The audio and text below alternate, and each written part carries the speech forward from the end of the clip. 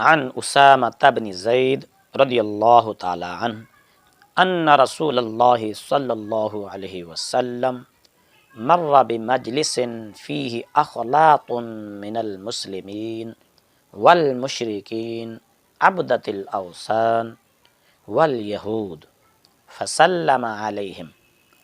حضرت اسامہ بن زید رضی اللہ تعالی عنہ سے روایت ہے کہ رسول اللہ صلی اللہ علیہ وآلہ وسلم کا ایک ایسی مجلس سے گزر ہوا جس میں مسلمان اور بتوں کے پجاری مشرک اور یہودی بیٹھے ہوئے تھے، تو آپ صلی اللہ علیہ وآلہ وسلم نے انہیں سلام کیا۔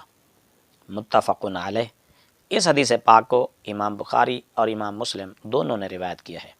حدیث پاک کا مفہوم یہ ہے کہ اگر مسلمان اور غیر مسلم اکٹھے بیٹھے ہوں اور کوئی مسلمان ان کے قریب سے گزرے تو وہ مسلمانوں کی نیت اور ارادہ کر کے مسلمانوں کو سلام کرے۔